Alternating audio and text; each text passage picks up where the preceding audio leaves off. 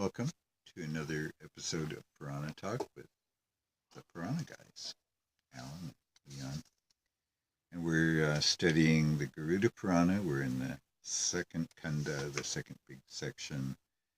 And we've been studying ghosts, what causes hungry ghosts, how to appease them. And ghosts and their relationship to, the rituals that you do for your ancestors after they die so that they don't get stuck in that realm. Right. Where they can cause trouble as well, of course, as suffer themselves. But anyway, that's what we've been into. We're in chapter 14 today. Chapter 14, Merits of Gifts. Garuda, the king of birds and Vahana of Lord Krishna, Vishnu. O Lord, please tell me, what is the effect if one offers things oneself or through others, if one offers things when one is hale and hearty or when one is sick, or if things are offered when one is unconscious or without reference to the injunctions in the sacred texts? So, tell me about the merits of gifts. I mean, that sounds to me like that was a good title in this case, at least with regard to the first question in the first stanza, in making offerings, gifts in that sense, to the gods, to the ancestors. Probably to the ancestors, mostly, because that's what this is about. Well, or gifts to the gods to bribe them to take care of your ancestors in the afterlife. Well, let's find out. Yeah, read on. The Lord said, one cow offered when one's mind is at rest and peaceful is on a par with 100 cows offered when it is not. Or 1,000 cows given at the time of his death, when it is doubtful whether he is conscious of it at all, or 100,000 cows after his death.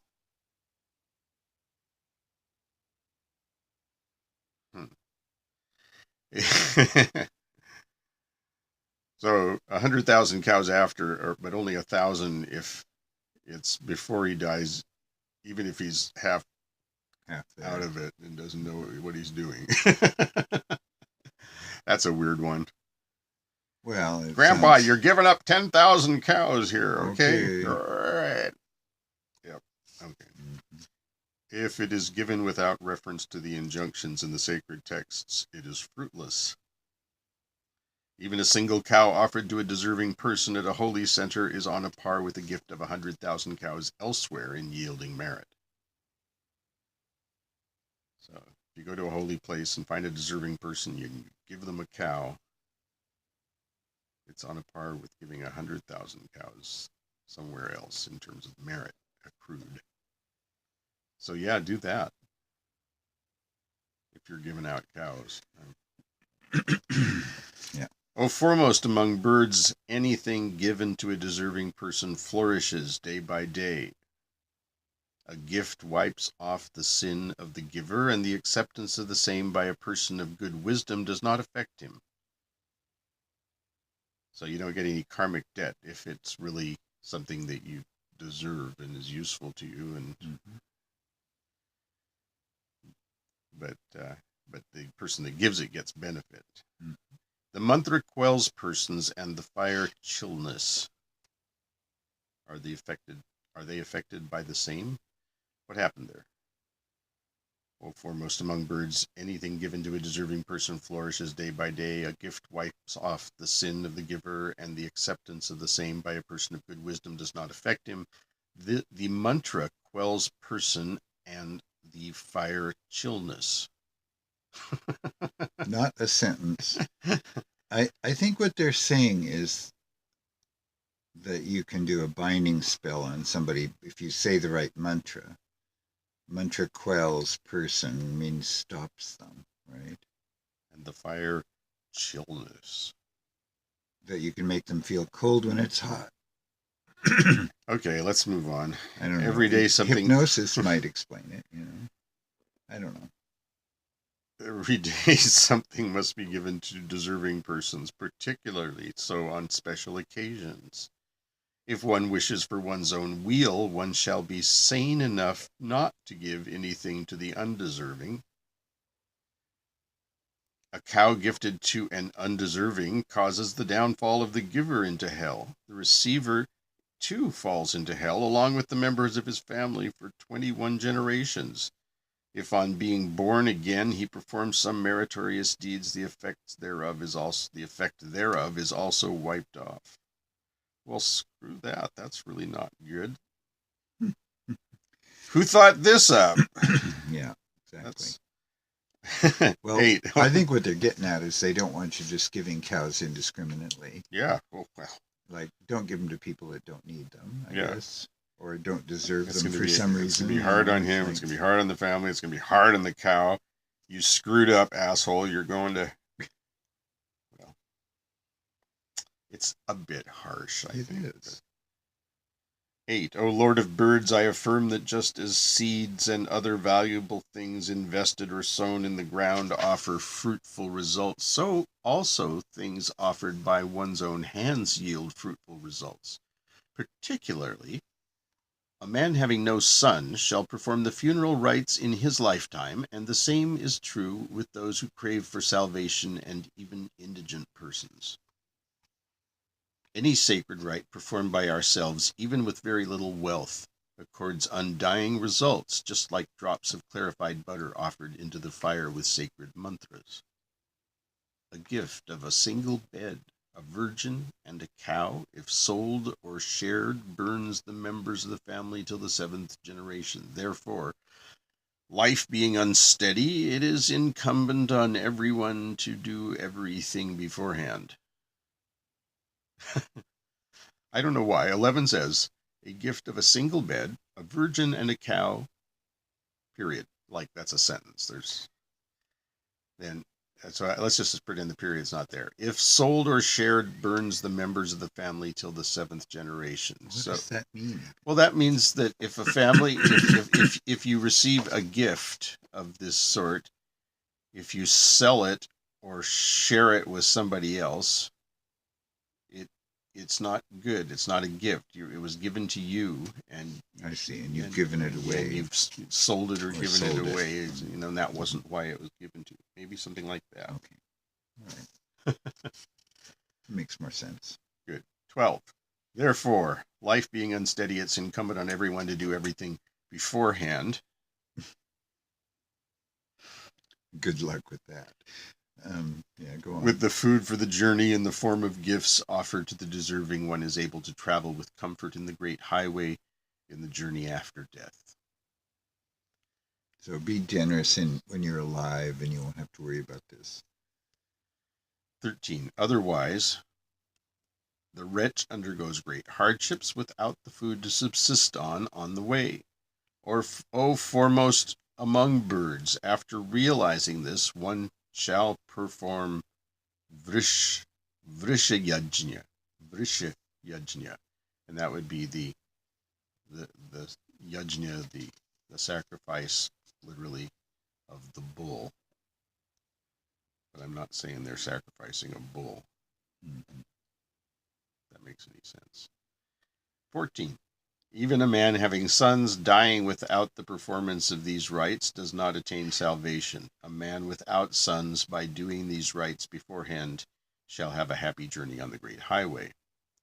The goal that is reached by vrsotsarga cannot be attained by the performance of sacrifices like agnihotra, etc., or by various kinds of gifts. Among all sacrifices, the vrsayajna is the best. Hence, it must be performed with redoubled efforts. So it looks like they may be using these terms interchangeably. You know how they like to use different terms for the same thing. They both are vrsha, and that's the bull part.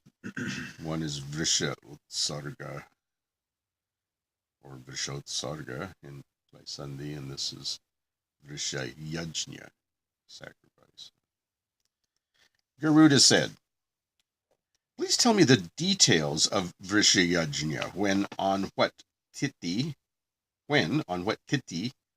which is to say... What lunar mansion or moment. Yeah, what lunar time. By what rites shall it be performed? What is the fruit that he reaps after performing the same? Now please tell me this. The Lord said, when the sun is in Uttarayana, northern transit, i.e. proceeding away from the Tropic of Capricorn. In the months of Kartika, etc., which is, early autumn, end of summer, August, like around there, on the 12th day of either the bright or dark lunar fortnight on an auspicious hour in a clean place. Actually, Kartik is later. I think it comes maybe more like November. Obviously, I can't be trusted on this. It seems it was right. It was the month after Diwali and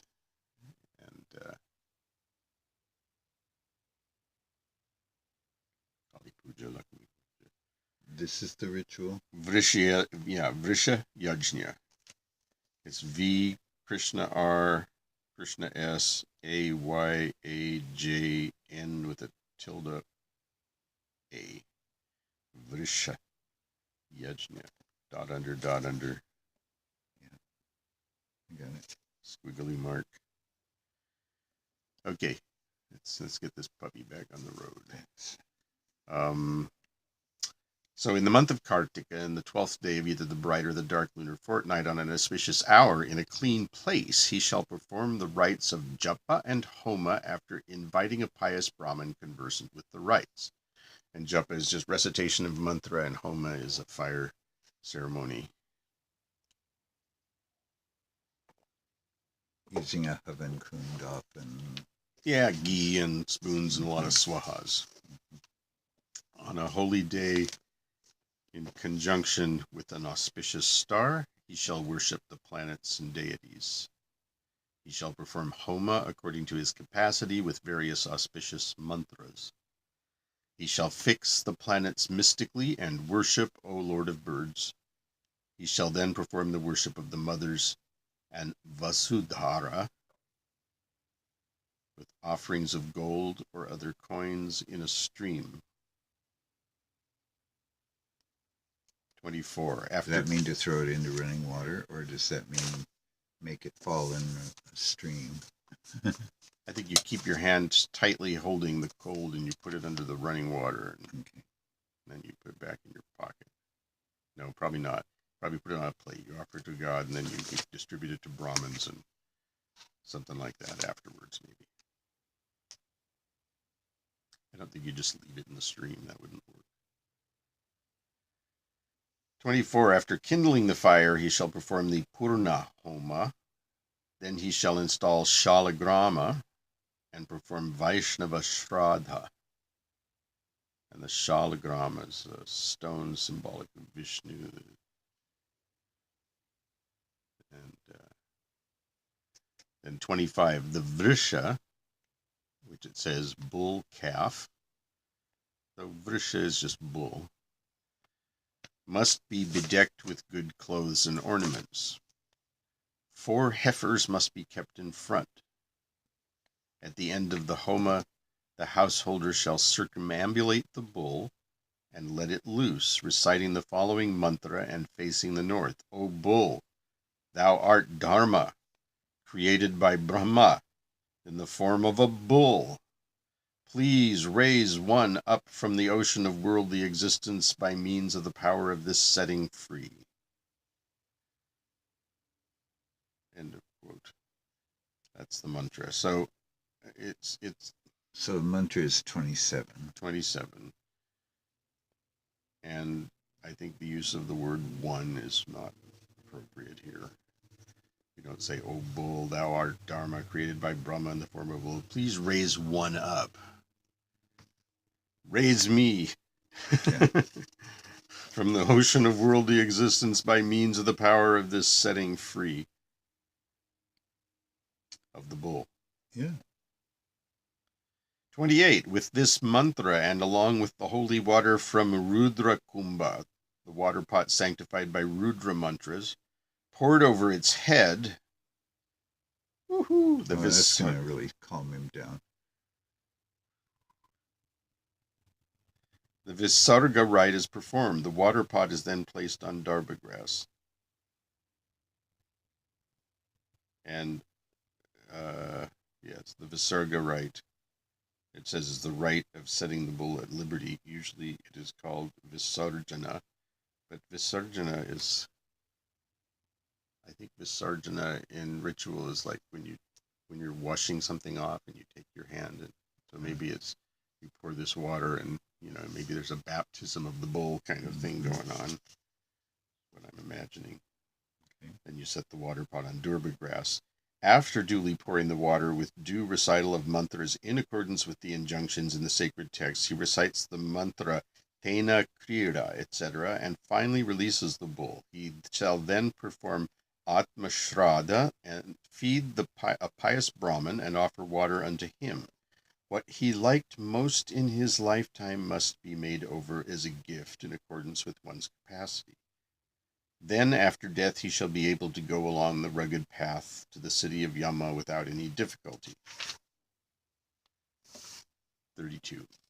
If the Shraddha is not performed on the 11th day, neither what is offered by himself here nor what is offered by others reaches him in the other world. He shall then make over padadanas, 13, 17, 5 or 3 with great faith. Foot gifts, padadanas.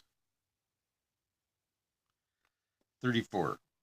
3, 5, or 7 pots of gingelly seeds shall be gifted away, and Brahmins must be fed. He shall then offer a cow as a gift. You can see we're really in a herding culture. Mm-hmm. This is really cattle country. Mm-hmm. 35, 36. If a bull is gifted, a chakra shall be placed on his left side, a trident on his right, and a garland round its neck. The 11th day rites are to be performed. This is an obvious reference to Shiva, right? With the trident and... Well, one could say that the chakra is Vishnu and the trident is Shiva. Right. But the bull is also, not surprisingly, or maybe surprisingly, it is Shiva's mount. Mm-hmm. Specifically Nandi, a specific bull, just as Garuda is a specific bird. Right.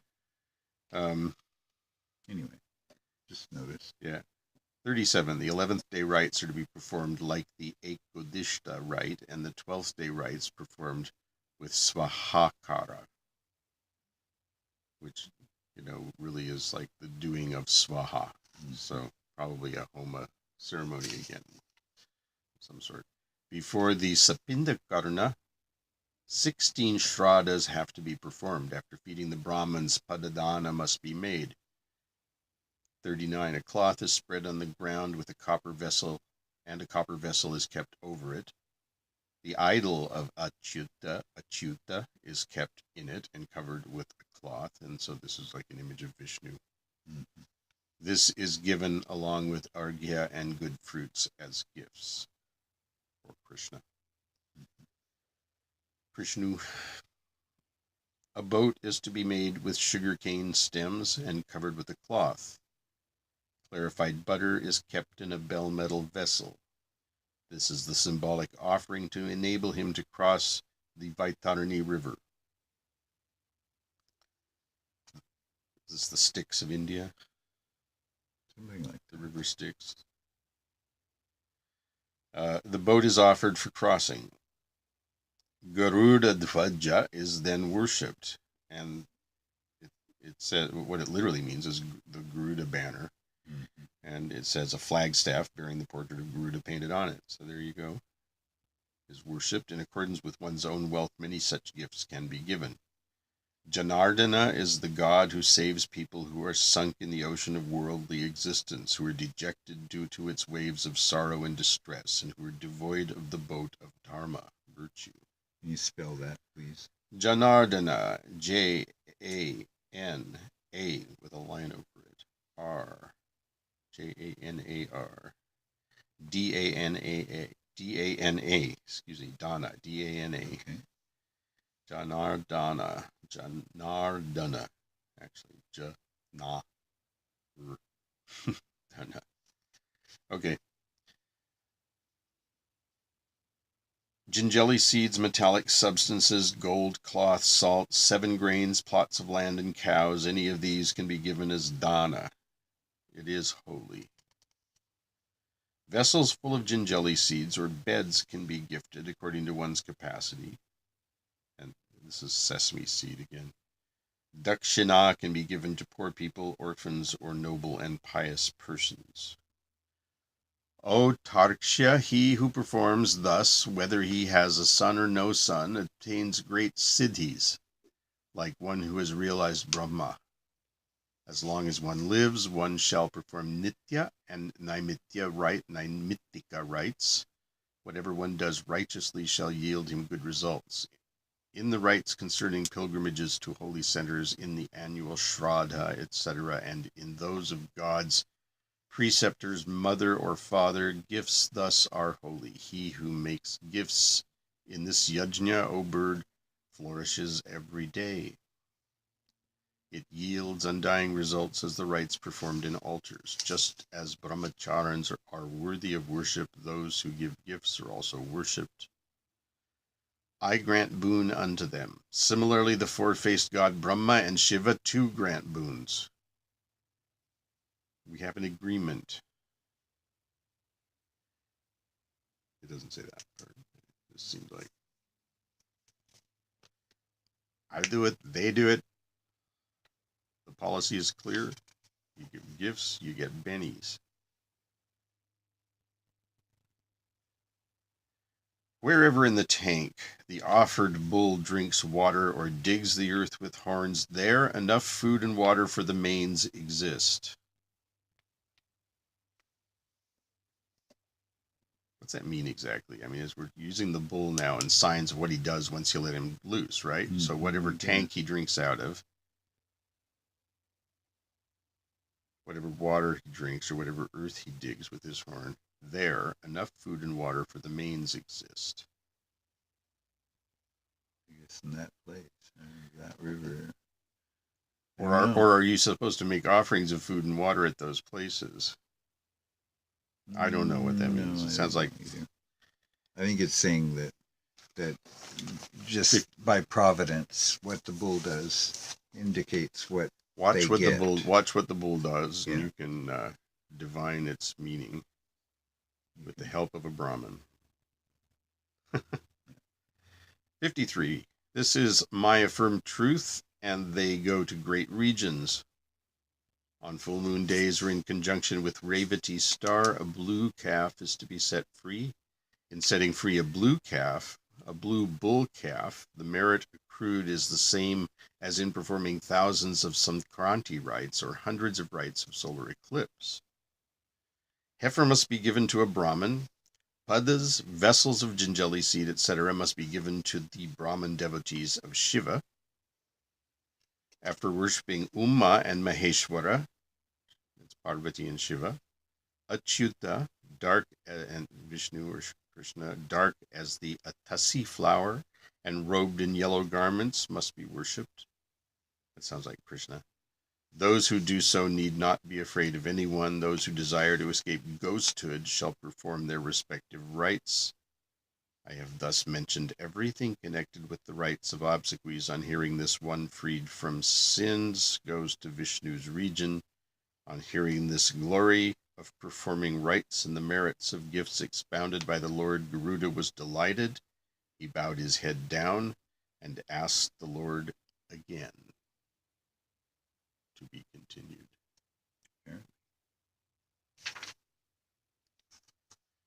Well, kind of interesting. The lunar timing information was kind of interesting. Like certainly, if you were compiling a book on astrology from the Puranas, this would be included. It was telling us how to derive what a beneficial time would look like, and it was also telling us that there was a variety to pick from. Like it gave us a bunch of different ways to do it. Yeah, and I like that it finally nailed, down essentially what you do, the mantra you recite, and the actions you do during this one of these bull liberating rituals. And right. It still wasn't clear, though, what the age of the bull was or any of that. No, I suspect that, there's a difference between a bull and a heifer, apparently, because... Well, a heifer's female, right? Oh, is that right? Yeah, heifer's just a female cow. We weren't cow people. I don't come from cow people. I don't know these things. I had a dairy next door. So I'm pretty cow oriented. The thing that struck me was right at the end. I mean, a bunch of things struck, but right at the end, the one I remember most is this final ritual. It tells you to, first of all, these offerings that are made specifically to devotees of Shiva, and then it says you worship after worshiping Uma, Maheshwara, and Achyuta, which is to say Parvati, Shiva, and Krishna. That's interesting, But typical of this Purana. Yeah, exactly. It's again, we've mentioned this before, but unless you've watched all of these, you might have missed that particular moment when we talked about this. It's a ostensibly Vaishnava Purana because Garuda is the mount of Vishnu, and it's a Purana dedicated to him, but it is not. It's not a Veda thumper. I mean, it doesn't like the Bhagavata Puranas. The Bhagavata Purana was written or rewritten by, essentially Krishnaite missionaries, I think, that really trying to hammer their,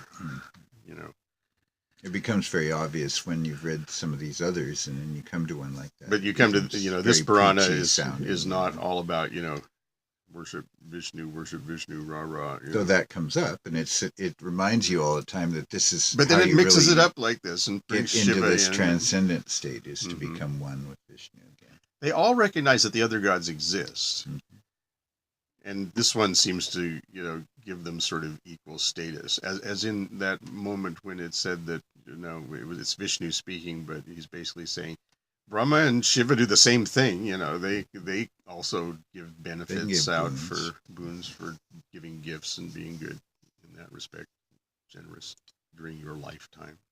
And by gift giving, always goodness comes. It said too. It in a way it's trying to encourage a potlatch kind of culture that isn't based on transactional behavior. Yeah. It's a great thing to aspire to, and you can get in touch with us. We'll give you our address. You can start sending gifts, and we've got some things for you. We have an abundance right now. This is why we're laughing. You want some crap? Let us know. All right.